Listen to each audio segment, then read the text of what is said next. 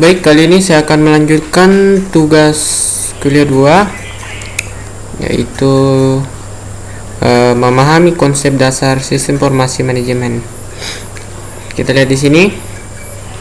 Yang pertama, konsep dasar sistem informasi itu terdapat menjadi beberapa bagian, termasuk 4 bagian. Di sini saya tulis 4 bagian.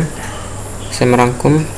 Yang pertama itu ada sistem, ada dasar data, ada sistem informasi, dan manajemen.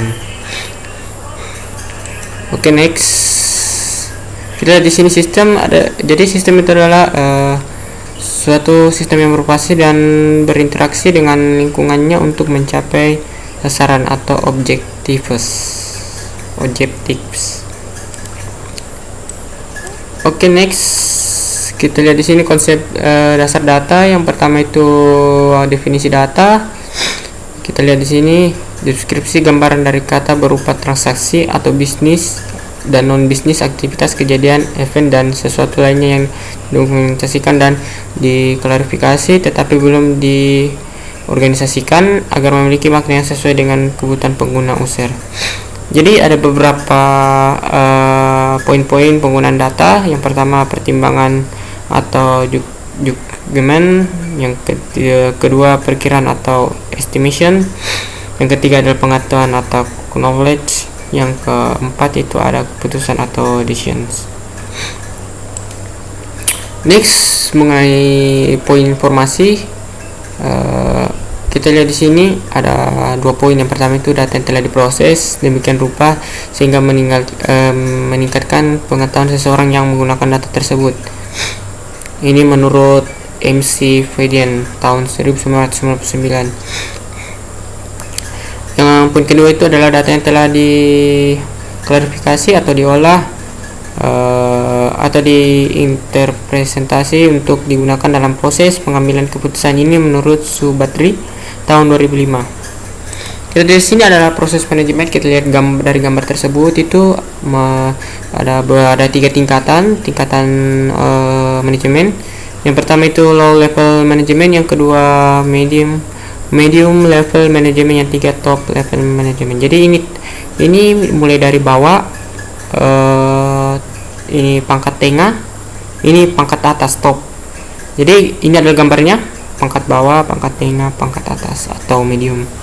Jadi sini medium mendapat jajaran manajemen yang praktis, top itu sudah mendapatkan yang strategis, dan low itu masih download, jadi masih tingkat bawah. Ini contoh penggunaan informasi. Jadi ini adalah gambaran level dan penggunaan informasi. Kita bisa menjelaskan dari segi low level manajemen. Jadi low level manajemen itu sebagai contoh, mereka secara langsung mengelola tim karyawan dan memiliki tanggung jawab dan memberikan penguasaan serta arahan kepada pekerja dalam aktivitas operasional perusahaan. Yang kedua ada medium level management. Jadi medium level management itu adalah sebagai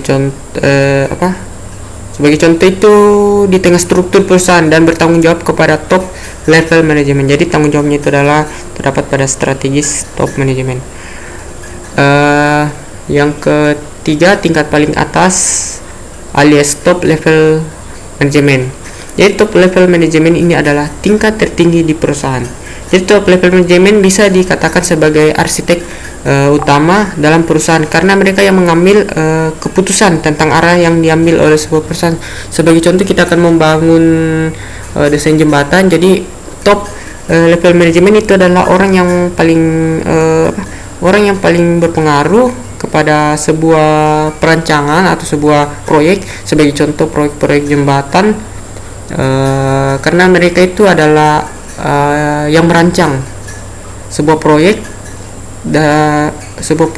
dari sebuah arsitek yang ada yang kita gunakan saat ini. Jadi top level management itu adalah sebagai contoh arsitektur dari fondasi dari sebuah bangunan.